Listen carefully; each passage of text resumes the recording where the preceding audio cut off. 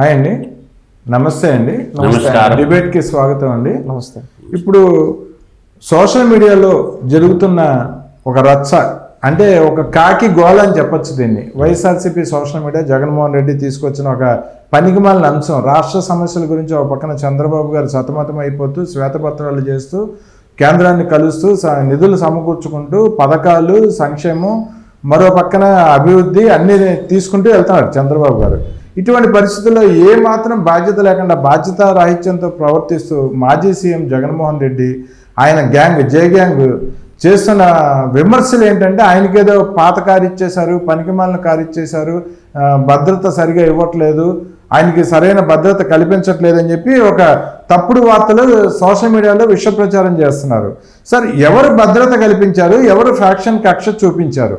ఈ విషయంలో మనం చర్చకు తీసుకుంటే సిఆర్పిసి 2024 నిబంధన మేరకు చంద్రబాబు నాయుడు గారు జగన్మోహన్ రెడ్డికి పక్కాగా భద్రత ఇవ్వడం జరుగుతుంది.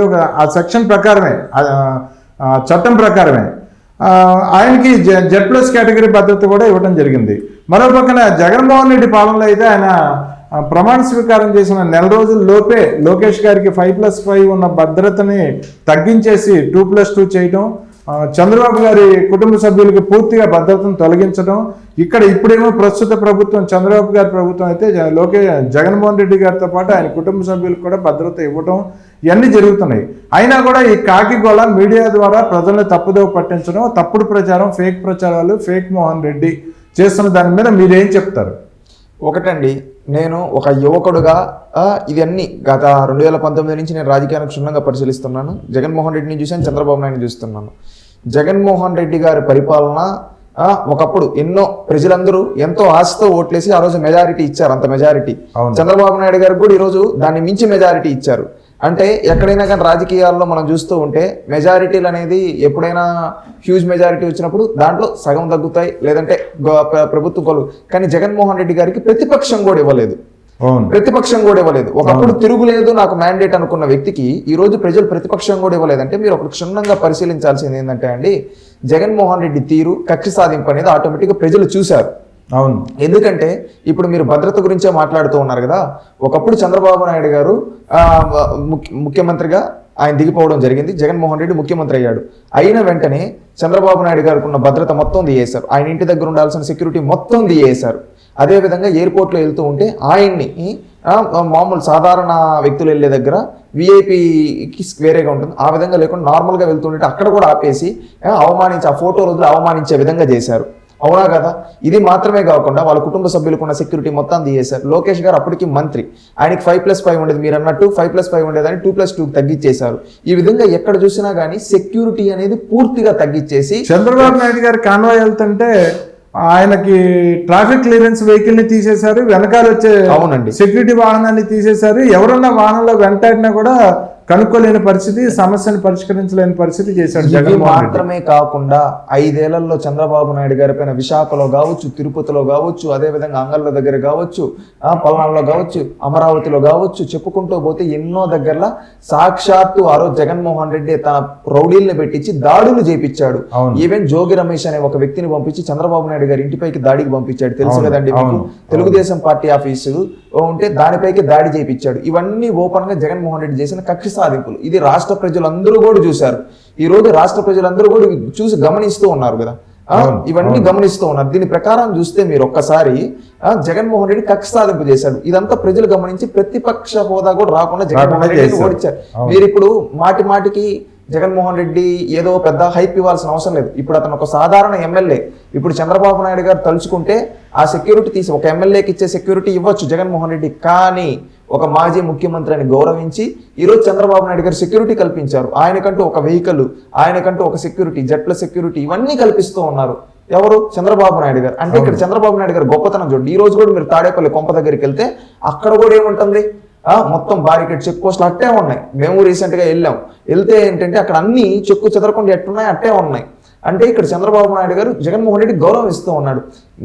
మీరు నిన్న కూడా ఎక్కడికి పోతూ కావాలని జగన్మోహన్ రెడ్డి సింపతి డ్రామా కోసం దిగేసి, కారులో నుంచి దిగేసి ఇవన్నీ డ్రామాలు ఆడాడు.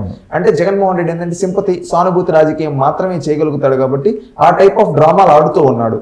మీరు గుర్తించండి ఒకసారి, వెహికల్ మొరాయించిందంటే నువ్వు నిజంగా ఇష్యూ ఉంటే అక్కడే ఆగిపోయి ఈ విధంగా మొరాయించిందని చెప్పి చూపించుని ఉండొచ్చు కదా. లేదు, దిగేసి వేరే కారులోకి వెళ్ళిపోతారు. కావాలి ఆ కారు కూడా ఎవరితో తెలుసా? ఎక్కిన కారు తెలుగుదేశం పార్టీ ఆఫీస్ పని చేశాడు చూడండి, లేల అప్పిరెడ్డి అనో ఆయన కారులో వెళ్ళి కూర్చున్నాడు. అంటే హంతకుల కారులో, ఎందుకంటే హంతకుల కారులో వెళ్ళి కూర్చొని, ఎందుకంటే ఇతను కూడా ఒక హంతకుడు కాబట్టి ఆ కారులో వెళ్ళి కూర్చున్నాడు. అర్థమైందా? కావాలని మొరాయించకపోయినా కావాలనే నాటకాలు. అక్కడ కూడా నవ్వు చూసారా? ఎవరైనా చావు దగ్గరికి వెళ్ళి అప్పుడు నవ్వుతారా? ఇతను ఎక్కిన నవ్వులు నవ్వుతున్నాయంటే శవ రాజకీయం చేయడం, అదేవిధంగా సానుభూతి రాజకీయం కోసం ఈ విధంగా డ్రామాలు ఆడు. మళ్ళీ ఇంకొకటి కూడా అన్నారు నిన్నే, మీరు చూస్తే భద్రతా విషయంలో ఎక్కడికక్కడ అడ్డుకున్నారని మీరు చూశారు కదా, ఎక్కడా అడ్డుకోలేదు.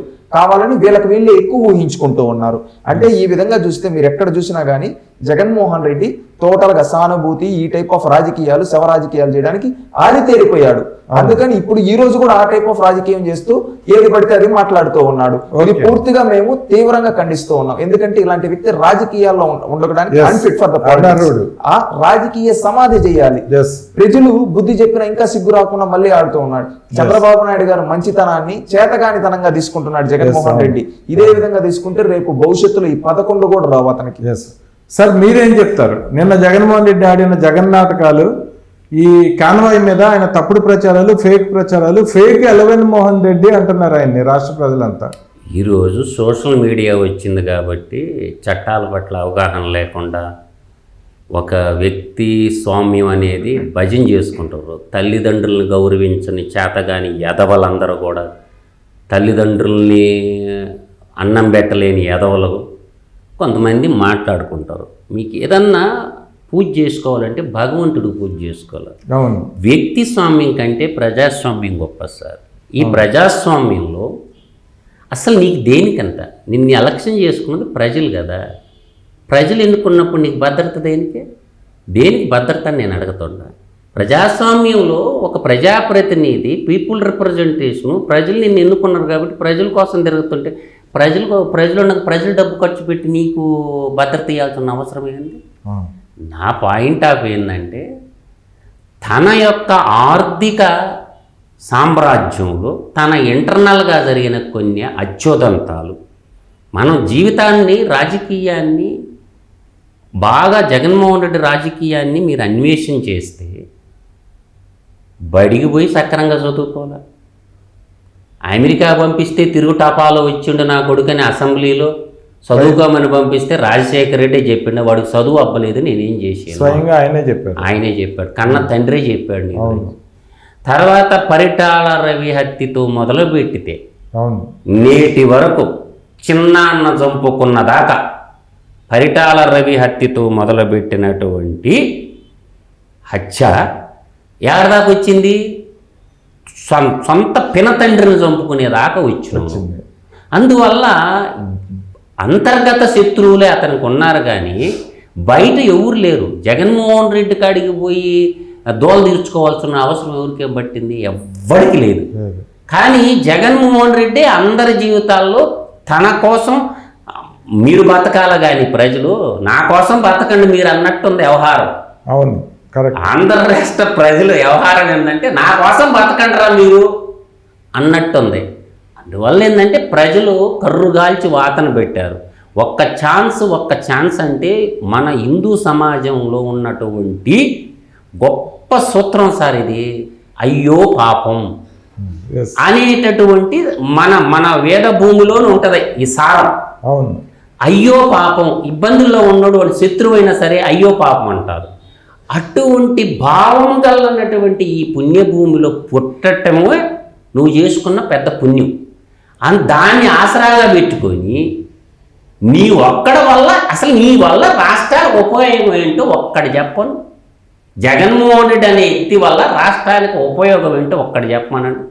తన ఆర్థిక సామ్రాజ్యాన్ని కాపాడుకోవటానికే తప్ప ప్రజల కోసం కాదు. పోయి నువ్వు ఏదన్నా ప్రజా సమస్యల మీద ఉద్యమం చేస్తున్నావంటే అది లేదుగా. అవును, ఇప్పుడు ప్రజా సమస్యలు ఏంది? పోలవరం ప్రజా సమస్య. తర్వాత ఏంది ప్రజా సమస్య? కడప జిల్లాలో ఉన్న అన్నమయ్య ప్రాజెక్టు ప్రజా సమస్య. అడిగి పోయి 39 మంది జల సమాధి అయిపోయినారు అన్నమయ్య ప్రాజెక్టులో. అవును, ఆడకు పోయి అమ్మా నేను 5 ఏళ్ళు ముఖ్యమంత్రిగా ఉన్నాను, మీకు ఏమీ చేయలేకపోయినా పోయినాను, కాబట్టి నన్ను క్షమించండి అని చెప్పి వాళ్ళ కాళ్ళు పట్టుకొని క్షమాపణ కోరు. ఇది విఘ్నుడి లక్ష్యం. అదే కడప జిల్లాలో ప్రొఫెసర్ అచ్చయ్య కుటుంబం ఇంటికి పోయి వాళ్ళ కాళ్ళు పట్టుకొని, అమ్మ నేను ముఖ్యమంత్రిగా ఉన్నప్పుడు ప్రొఫెసర్ గారిని చంపేశారు, మా కార్యకర్తలు ఒక సంతకం పెట్టలేదు కాబట్టి, అవినీతికి సంతకం పెట్టలేదు కాబట్టి మమ్మల్ని క్షమించమ్మా అని పెట్టుకో. అలా క్షమాపణ యాత్ర కానీ మొదలుపెట్టిందనుకో జగన్మోహన్ రెడ్డి, బాధితులు ఊరు ఉన్నారు జగన్మోహన్ రెడ్డి బాధితులు. ఈ కోణంలో ఆలోచించటంలో ఎవరు కూడా. ప్రొఫెసర్ అదే అనస్థీసియా డాక్టర్ సుధాకర్ దగ్గరకు పోయి వాళ్ళ అమ్మ కాళ్ళు కొట్టుకొని, ఒకప్పుడు జమీందారు ఆమె, అవును, ఇది అనస్థీసియా డాక్టర్ సుధాకర్ వాళ్ళ అమ్మ జమీందారు, వాళ్ళ భూములు కొట్టేయడానికి ఎత్తేసారు అవును సుధాకర్ని. అందరూ ఏదో మాస్క్ అడిగారు అనుకోబాకండి, ఆమె జమీందారు, వాళ్ళ ఆస్తులు విశాఖపట్నంలో చాలా ఉన్నాయి, అవును, జమీందారు ఇంటి అమ్మాయి అన్నమాట. సో కాబట్టి ఈట పోయి ఆ కాళ్ళు కొట్టుకుని, అమ్మ నీ బిడ్డను నా ప్రభుత్వంలోనే చంపేశాను క్షమించమని అడుగు. ఈ విధంగా చెప్పుకుంటూ పోతే చాంతాడంత లిస్ట్ చెప్పగలను నేను. అందువల్ల ఏంటంటే జగన్మోహన్ రెడ్డికి ఎవడు సెక్యూరిటీ గురించి ఆలోచించాల్సిన బాధ్యత లేదు. ప్రభుత్వం అందరూ 175 ఎమ్మెల్యేలకు ఎట్టిస్తారు, నీకు కూడా అట్టే. మా చిన్నాన్న 2 సార్లు ఎమ్మెల్యే అండి ఉదయగిరి మీద, ఎప్పుడు ఉండేవాడు కదా గన్మ్యాన్లు. తిరగలా 2 సార్లు ఎమ్మెల్యే. అసలు ఎమ్మెల్యే గన్మ్యాన్, కొంతమంది ఎమ్మెల్యేలు నాకు గన్మ్యాన్ వద్దురా బాబు అంటారు. అందువల్ల ఏంటంటే సెక్యూరిటీ అనేది జీవించే హక్కు ఉంది కాబట్టి భద్రంగా ప్రజల సొమ్ము నీకు ఎందుకు ఖర్చు పెట్టాలా? నువ్వు దొబ్బిన సొమ్ము అంతా ఇచ్చేసి ప్రజలకి, వాళ్ళకి అంతకి పెట్టుకుంటారు. సార్ మీరు చెప్పండి, అసలు జగన్మోహన్ రెడ్డి గారు ఓకే సెక్యూరిటీ చంద్రబాబు గారు చక్కగా ప్రొవైడ్ చేశారు, అయినా కాకి గోల చేస్తానని ఉన్నారు సోషల్ మీడియా ద్వారా ఆయన జే గ్యాంగ్ అంతా కలిసి. కానీ అసలు ప్రజల్లోకే రాడు, ఇల్లు దాటి గడప దాటి బయటికి రాడు, ఆయన సెక్యూరిటీతో పని ఏంటండి? ఒకటి సెక్యూరిటీ అని మీరు గడప దాటి రాడంటున్నారు, గడప దాటి వస్తాడు. ఎందుకంటే ఈయన ఒక అవినీతి చక్రవర్తి కదా. ఈ అవినీతి చక్రవర్తి ఇది చేయని తప్పంటూ లేదు. తనకు కోడికత్తి కాడ నుంచి ఆర్థిక నేరస్తుడు, భారతదేశంలోని అతిపెద్ద ఆర్థిక నేరస్తుడు ఎవడరా అంటే రాజకీయ ఆర్థిక నేరస్తుడు జగన్మోహన్ రెడ్డి. ఈ విధంగా తెలంగాణ కోర్టులో కావచ్చు, హైకోర్టులో కావచ్చు, ఈ విధంగా ఎన్నో కేసులు ఉన్నాయి ఆయన పైన. అదేవిధంగా మీరు ప్రజల దగ్గరకు వస్తాడంటే ఒకటి మనం గుర్తుపెట్టుకోవాల్సింది గుడి గుర్తు ఏంటంటే, ఆ రోజు కోర్టులో ఎక్కడైనా హాజరవ్వాల్సిన సమయం ఉంటే ఆ రోజు ఏమంటే ప్రజల్లోకి వస్తాడు. అది కూడా ఏంటంటే డ్రామా. మీరు చూస్తే ఎక్కడైనా చావుల దగ్గరికి వెళ్ళినప్పుడు ఎవరైనా బాధపడతారు, ఈయనైతే నవ్వుతూ. ఆ రోజు చూసారా మీరు గన్నవరంలో దిగినప్పుడు నవ్వుతూ స్మైలింగ్, ఆ కారు మారేటప్పుడు కూడా నవ్వుతూ పదండి ఇది చేద్దాం అది చేద్దాం అంటే ఆయన నవ్వు చూడండి, శవానందం చూడండి. అంటే శవాలని పీక్కొని తినే రాబందులు ఉంటాయి చూడండి, ఆ రాబందుల కన్నా నీచుడి జగన్మోహన్ రెడ్డి. ప్రజల దగ్గరికి ఏ రోజు 5 ఏళ్లలో నువ్వు ఏ రోజైనా ప్రజల దగ్గరికి వచ్చావా? తాడేపల్లి ప్యాలెస్ లో కొనుక్కోనున్నావు, కనీసం ఎమ్మెల్యేలకు అపాయింట్మెంట్ లేదు, ఎవరికి అప్పుడు. ఇప్పుడు కూడా ఏంటంటే ఈయన రాజకీయ భవిష్యత్తు మొత్తం ఏంటంటే శవరాజకీయాలతో నిండిపోయింది. ఏంటంటే తెలుగుదేశం పార్టీ ఎందుకు పుట్టింది? ప్రతి ఒక్క పేదవాడిని అత్యున్నత స్థాయిలోకి తీసుకొని రావడానికి, బడుగు బలహీన వర్గాలకి రాజ్యాధికారం ఇవ్వడానికి పుట్టిన తెలుగుదేశం పార్టీ. ఆ విధంగా తెలుగుదేశం పార్టీ పెట్టిన తర్వాత 2 రూపాయల కిలో బియ్యం కావచ్చు, పక్కా ఇల్లు కావచ్చు, అదేవిధంగా బడుగు బలహీన వర్గాలకు సంబంధించిన ఎంతో మంది విద్యావంతులను తీసుకొని రాజకీయాలకు తీసుకొని తెలుగుదేశం పార్టీ సిద్ధాంతం. జగన్మోహన్ రెడ్డి పార్టీ ఎందుకు పెట్టాడు? ఏమని పెట్టాడు? తన తండ్రి చచ్చిపోయి ఉంటే శవం ముందు నిలబడుకొని ఎకిల్ నవ్వులు నవ్వుతూ ఎమ్మెల్యేల కాడ సంతకాలు పెట్టించుకున్నాడు. ఆ తర్వాత కాంగ్రెస్ పార్టీని ముఖ్యమంత్రి పదవి అడిగాడు, వాళ్ళు ఇవ్వలేదు. ఇవ్వని దానికి ఏంటంటే నాకు పదవి ఇవ్వరా, నా తండ్రి చచ్చిపోతే నేను నా తండ్రిని, ఆ తండ్రి చావు కూడా దాని వెనకాల ఇంకా పెద్ద హిస్టరీ ఉంది, దాన్ని పక్కన పెట్టి ఇక్కడ ఆ విధంగా పెట్టుకొని పార్టీ పెట్టాడు. పార్టీ లాక్కున్నాడని కొంతమంది అంటారు, పెట్టారని అంటారు. ఈ విధంగా శవం మీద పెట్టాడు. ఆ తర్వాత ఏం చేశాడు?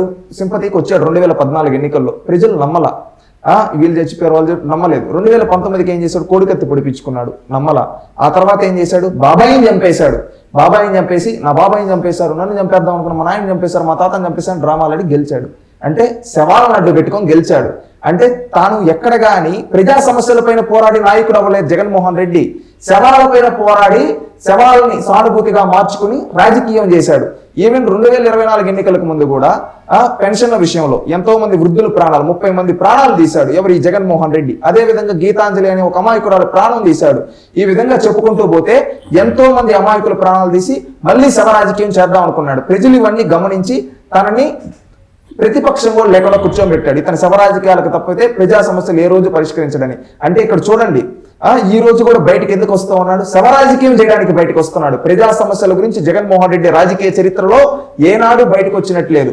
ఇంకేదన్నా అంటే రాష్ట్రం బాగుపడుతూ ఉంటే అడ్డుకోవడానికి బయటకు వచ్చిన రోజులు ఉన్నాయి. ఇప్పుడు ఎక్కడన్నా పరిశ్రమలు పెడుతూ ఉన్నారు, అక్కడికి వెళ్ళి నాశనం చేయడానికి వచ్చి ధర్నాలు చేస్తారు. ఒకప్పుడు కియా పెట్టుంటే ఏమన్నాడు తెలుసా? ఆ కియాని మొత్తం లేపేస్తానని జగన్మోహన్ రెడ్డి సాక్షాత్ తన నోటితో అన్నాడు.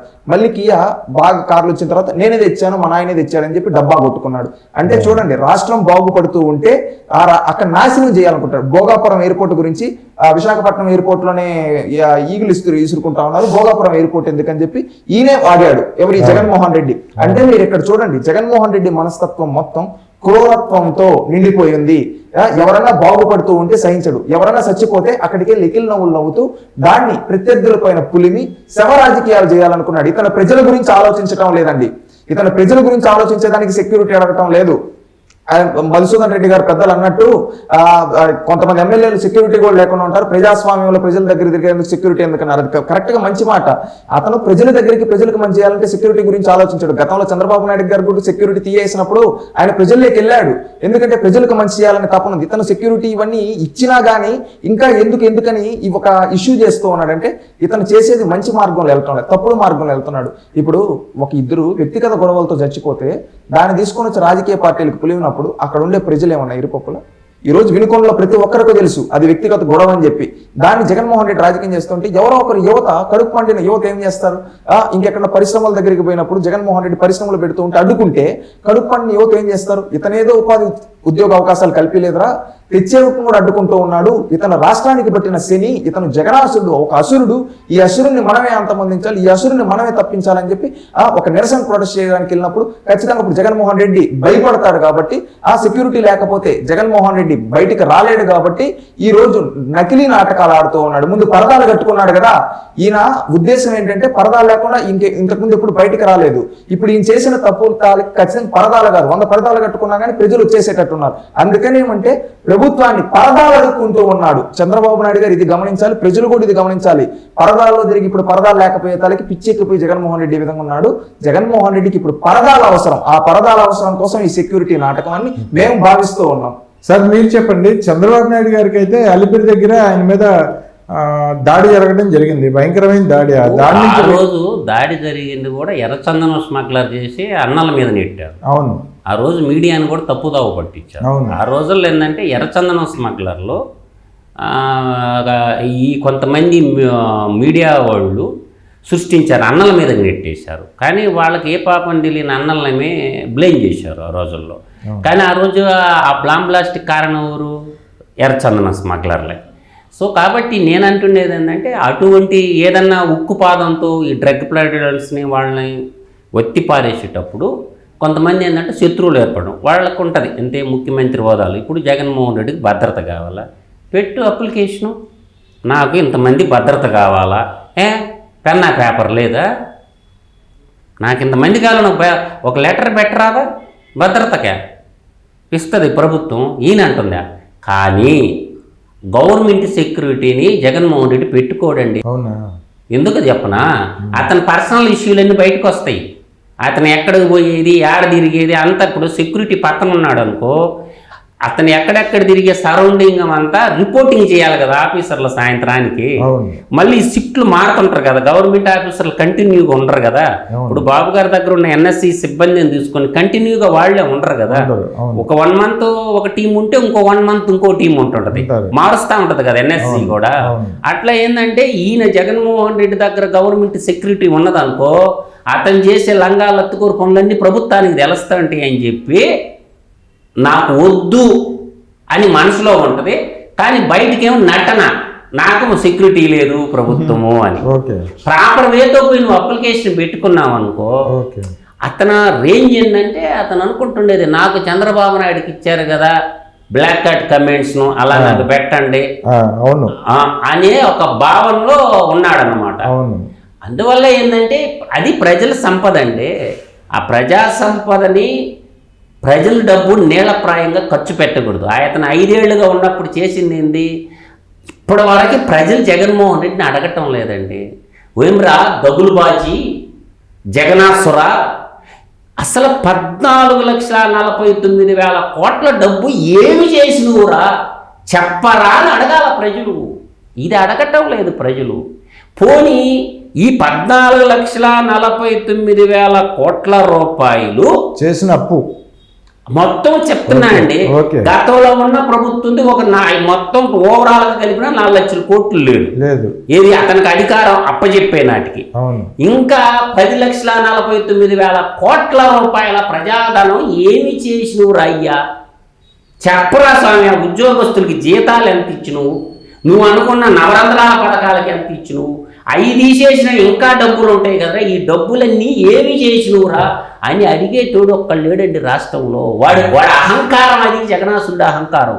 నేను ఇన్ని వేల కోట్లు అప్పు చేస్తే నన్ను పీకినోడు ఎవడు లేడు, తెచ్చిన డబ్బులు ఎవరికి ఇచ్చినవు అది ఎవరికి చెప్పటంలా. ఇప్పుడు ఈ ప్రభుత్వంలో కూడా ఆ డబ్బు, ఇప్పుడున్న ప్రభుత్వం కూడా శ్వేతపత్రాలు రిలీజ్ చేసేటప్పుడు జగన్మోహన్ రెడ్డి తెచ్చిన డబ్బు ఎవరికి ఎంత ఇచ్చింది చెప్పటంలా. ఓకే. ఇది కూడా వ్యాలిడ్ పాయింట్. చంద్రబాబు నాయుడు గారు కూడా, ఇప్పుడున్న మంత్రి మండలి కూడా జగన్మోహన్ రెడ్డి తెచ్చినటువంటి డబ్బు ఎవరికి ఎంత ఇచ్చాడు. పెన్షన్స్కి ఇచ్చింది ఒప్పుకున్నామండి 2,71,000 కోట్లు 5 సంవత్సరాలకు గాను.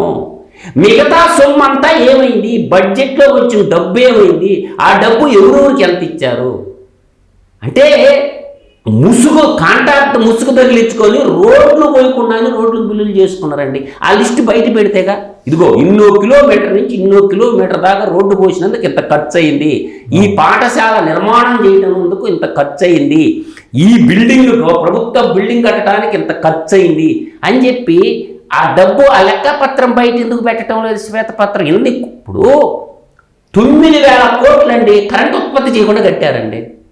దానికి ముద్దా ఎవరండి? 9,000 కోట్లు ఇమ్మీడియట్లీ అరెస్ట్ చేసి బొక్కలు ఇవ్వండి. ప్రజాధనాన్ని అంటే కరెంటు ఉత్పత్తి చేయలా, కరెంటుకి చెల్లించలా, కానీ గవర్నమెంట్ 9,000 కోట్లు కట్టింది.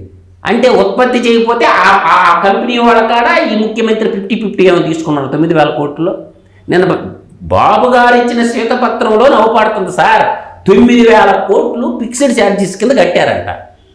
ఎందుకు కట్టాల్సి వచ్చింది? ఆ 9,000 కోట్ల కరెంట్ కొనుక్కొని ఉంటే ప్రజలు లాభపడేవాళ్ళు, ప్రభుత్వం లాభపడేది కదా. కరెంటు ఉత్పత్తి చేయలేదు, రెండేం చేయాలా, విద్యుత్ ఛార్జీలు మోత మోగించి ప్రజల కాడ మోత మోగించినారు కదా. ఈ 9,000 కోట్లు దుర్వినియోగం చేసిన కేసులో ఇమ్మీడియట్లుగా ఎత్తి అరెస్ట్ చేయాలండి. పబ్లిక్ మనీ దుర్వినియోగం చేసి ఇది అసలు దేశద్రోహం చట్టం. రఘురామకృష్ణరాజు మీద పెట్టింది కాదు, అసలైన దేశద్రోహి, రాష్ట్రద్రోహి జగనాసురుడు. కాబట్టి దీని మీద కేసు పెట్టి ముఖ్యమంత్రి ఎందుకు అరెస్ట్ చేయలేదు, ఎందుకు భయపడుతుంది? ఇప్పుడున్న క్యాబినెట్ కానీ ఇప్పుడున్న మంత్రి మండలి నిర్ణయం తీసుకొని ఇంత ప్రజాధనం దుర్వినియోగం చేశారు కాబట్టి ఆ క్యాబినెట్ని ఎందుకు అరెస్ట్ చేయకూడదు అంటే రాజకీయ నాయకులు ఒకటా అని ప్రజలు ఇప్పుడు ఆలోచిస్తారు. 9,000 కోట్ల ప్రజాధనాన్ని ప్రైవేట్ కంపెనీలకు దోచిపెడితే అప్పటి క్యాబినెట్ కానీ ఇప్పటి క్యాబినెట్ కానీ వీళ్ళిద్దరు క్యాబినెట్లో ఏంటి మీ మిలాఖత్తని నేను అంటుంటా. క్యాబినెట్లో ఎందుకు నిర్ణయం తీసుకోరు? ఈ 9,000 కోట్లు ప్రజల డబ్బులు కదా, అప్పుడు క్యాబినెట్కి బాధ్యత లేదా? కాబట్టి వాళ్ళందరూ అరెస్ట్కి అర్హత ఉన్నోళ్ళే. కాబట్టి వాళ్ళ మీద కేసు ఎఫ్ఐఆర్ చేయండి ఫస్ట్.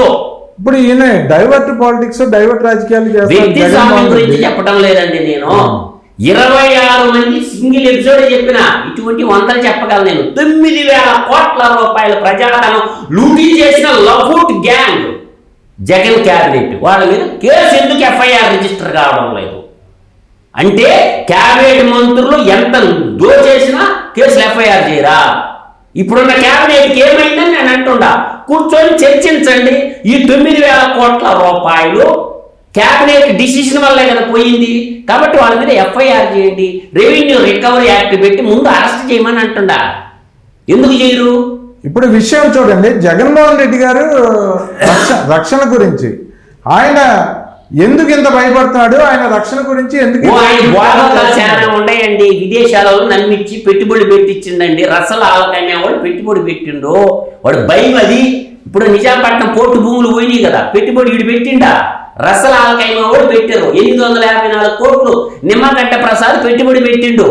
ఏది? సాక్షిలో, ఇందిరా టెలివిజన్లో, సాక్షిలో. ఆ 854 కోట్లు పుణ్యాన్ని పెట్టిండా? 10 రూపాయల ముఖం విలువ కల్లా షేరు 350 రూపాయలు ఒకటి, 1440 రూపాయలు ఒకటి పెట్టి కొన్నారండి. దేనికి? నిజాంపట్నంలో పోర్టు ఇస్తామంటే వాళ్ళు పెట్టారు. నిజాంపట్నంలో పోర్టు లేదు. ఆ రసలాల్ ఖైమా వాళ్ళు కూడా, ఇప్పుడు దుబాయ్ సంస్థ ఉంది కదా రసలాల్ ఖైమా, వాళ్ళు పెట్టుబడులు పెట్టారు. వీళ్ళు అన్ని కేసుల్లో అప్పుడు A1 A2 ఎవరు గుర్తు చేసుకోండి, జగన్మోహన్ రెడ్డి కదా. అంటే విదేశీ సంస్థలు కూడా మోసం ఇచ్చారు కదా. మమ్మల్ని మోసం చేస్తావరా గబ్బు నా కొడకని వాళ్ళు కూడా తిరగతారు. ఇట్లా ఇంట్లో కూడా తిరగతారు. ఏది సొంత బామర్తో తిరగతారు. ఏది చిన్న కేసులో బామర్తలు అవుతారు కదా, వాళ్ళు అంతర్గత శత్రువులు. నీ వ్యాపార వర్గంలో శత్రువులు, ప్రజలుగా శత్రువులు జగన్మోహన్ రెడ్డికి. అతని వ్యాపార భాగస్వామ్య శత్రువులు ఉన్నారు, వాళ్ళకి అనుకునే ఫుల్ఫిల్ కాలేదు. రెండోది ఏంటి? సొంత బాబాయిని హత్య చేసిన కేసులో ఆయన అంతర్గత శత్రువులు ఉన్నారు. అన్నదమ్ములు, బావబామర్దులు, వ్యాపార భాగస్వాములు. ఇట్లా అతను రోజుకు శత్రువులు పెంచుకున్నారు. ప్రజలు కాదండి శత్రువులు, ప్రతిపక్ష పార్టీలు కాదు జగన్మోహన్ రెడ్డి శత్రువులు, అధికార పార్టీ కాదు. జగన్మోహన్ రెడ్డి తన వ్యాపార ఆర్థిక కుటుంబ శత్రువులు ఏర్పాటు చేసుకొని దానికోసం సెక్యూరిటీ అడుగుతున్నా. భస్మాసురుడు తన హస్తాన్ని తన నెయ్యి పెట్టుకున్నట్టే ఈ జగనాసురుడు కూడా తనకు తాను సృష్టించుకున్నాడు శత్రువుని. చెత్తుకొని ఇవాళ ఊరి మీద పడి ఆడస్తావా?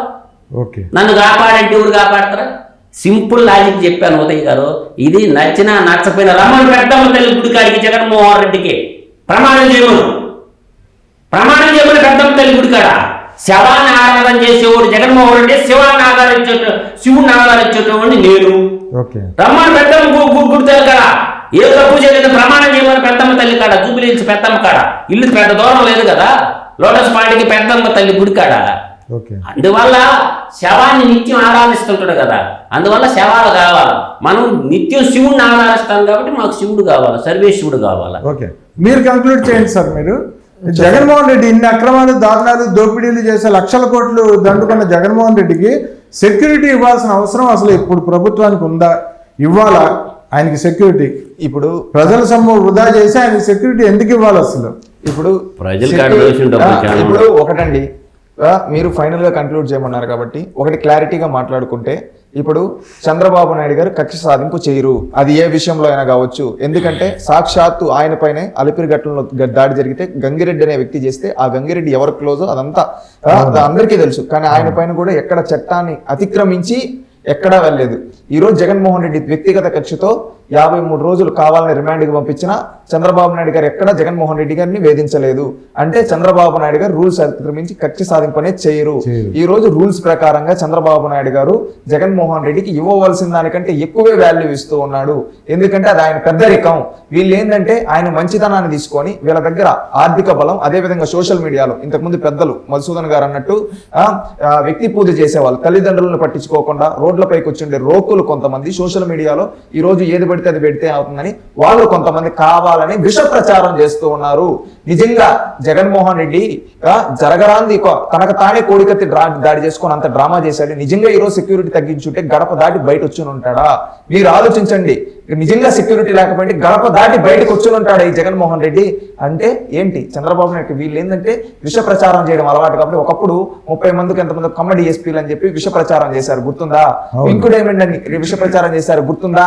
అదే విధంగా ఈ రోజు కూడా వాళ్ళకు అలవాటైన విష ప్రచారాన్ని ఈ రోజు కావాలని ఏమీ లేకపోయినా కానీ విష ప్రచారం చేస్తూ ఉన్నారు. మీకు ఇప్పుడు నేను ఒకటి చెప్తానండి. ఒక విషయంలో ఇప్పుడు ఒకటి మనం చూస్తే ఒక విషయంలో నేను చూశాను ఇప్పుడే ఒక మీమ్. దాంట్లో వైఎస్ఆర్సీపీకి సంబంధించిన ఒక పేజ్లో ఒక డైలాగ్ రాస్తున్నారు. వైఎస్ జగన్ ఫ్యాన్స్ క్యాంపెయిన్ అంట. వీళ్ళు పెట్టుకోండి, వీళ్ళు పబ్లిసిటీ చూడండి ఎలా చేసుకుంటూ ఉన్నారు. 144 సెక్షన్ పెట్టారంట. నిన్న ఎక్కడన్నా 144 సెక్షన్ పెట్టినట్టు ఏమైనా ఇచ్చారా? కానీ ఆగలేదని చెప్పి వీళ్ళు విష ప్రచారం చేయండి. కాన్వాయ్ పీకేశారంట. ఎక్కడన్నా పీకారా అండి? సెక్యూరిటీ ఇచ్చి పంపించారు. తోడుగా వస్తున్న బలగానావి ఎక్కడన్నా ఆపారా? లేదు. ఎలా ఆగుతాడబ్బా అతని బలమే జనం అంట. ఎంత ఎచ్చులు చూడండి, ఎచ్చు మాటలు. వీళ్ళు సోషల్ మీడియాలో ఇలాంటి రాతలు రాయిపించి దీన్ని ఏంటంటే జనాలు నమ్మించాలని ప్రయత్నం చేస్తారు. నిజంగా ఇవన్నీ జరుగుతుంటే జగన్మోహన్ రెడ్డి బయట అడుగు పెట్టుని ఉంటాడా? అవేం చంద్రబాబు నాయుడు మంచితనాన్ని వీళ్ళు ఏంటంటే ఈ విధంగా ప్రొజెక్ట్ చేసుకునే దానికి ఉపయోగించుకుంటున్నారు. 144 సెక్షన్ పెట్టకపోయినా పెట్టాడు అంటున్నాడు అంటే వాడు కడుపు కన్నం తింటున్నాడు, ఇంకేమన్నా తింటున్నాడా? అదే విధంగా కాన్వాయ్ ఆపారా? ఎక్కడ ఆపారబ్బా కాన్వాయ్ని? ఒక విజువల్ చూపిండి. జగన్మోహన్ రెడ్డి కావాలని తన ఎచ్చుల కోసం శవరాజకీయం చేయడం, మళ్ళీ కొత్తగా శవరాజకీయం మొదలు పెట్టాడు కదా, అందుకని చెప్పి బయట కావాలని దిగి ఒక పార్టీ ఆఫీస్ ని, ఒక జాతీయ పార్టీ ఆఫీస్ ని పగలగొట్టిన వ్యక్తి కారులో వెళ్ళాడంటే జగన్మోహన్ రెడ్డి ఎచ్చుల కోసం, జంబాల కోసం ఇలాంటివి చేస్తూ ఉన్నాడండి. ఇక్కడ ఫైనల్ గా చెప్పేది ఒకటే అండి, చంద్రబాబు నాయుడు గారు ఎక్కడ సెక్యూరిటీ తగ్గించలేదు, చంద్రబాబు నాయుడు గారు ఎక్కడ కక్ష సాధింపజేయలేదు. జగన్మోహన్ రెడ్డికి అలవాటైన విష ప్రచారాన్ని ఈ రోజు సోషల్ మీడియాలో విషం జిమ్ముతూ ఉన్నాడు తన సొంత మీడియాతో. ఎందుకంటే సాక్షి అది అసాక్షి, ఎప్పుడు విషయాలే రాస్తుంది కాబట్టి అలాంటి విషం జిమ్ముతో ఈ విధంగా జనాలను నమ్మించాలనే ప్రయత్నం చేస్తున్నారు. ప్రజలందరూ చైతన్యవంతులయ్యారు. ఖచ్చితంగా జగన్మోహన్ రెడ్డికి రానున్న రోజుల్లో, ఎందుకంటే ఆల్రెడీ ప్రజాక్షేత్రంలో ప్రతిపక్షం రాకుండా కూర్చొని పెట్టారు, ఇంకా బుద్ధి తెచ్చుకోకపోతే రేపు ఏ విధంగా చెప్పాలో ప్రజలు, రాష్ట్రంలో ఉండే యువత ప్రతి ఒక్కరు జగన్మోహన్ రెడ్డికి బుద్ధి చెప్తారు. దేవుడు ఉన్నాడు, ఈయన చేసిన పాపాలు ఖచ్చితంగా శ్రీకృష్ణ జన్మస్థానానికి వెళ్తాడని భావిస్తూ ఉన్నాం. రాష్ట్రం బాగుపడాలంటే జగన్మోహన్ రెడ్డి శ్రీకృష్ణ జన్మస్థానానికి వెళ్ళాలి. ఓకే, థ్యాంక్ యూ అండి, మంచి విషయాలు చర్చించాం. మరో వీడియోలో మళ్ళీ కలుసుకుందాం. Thank you.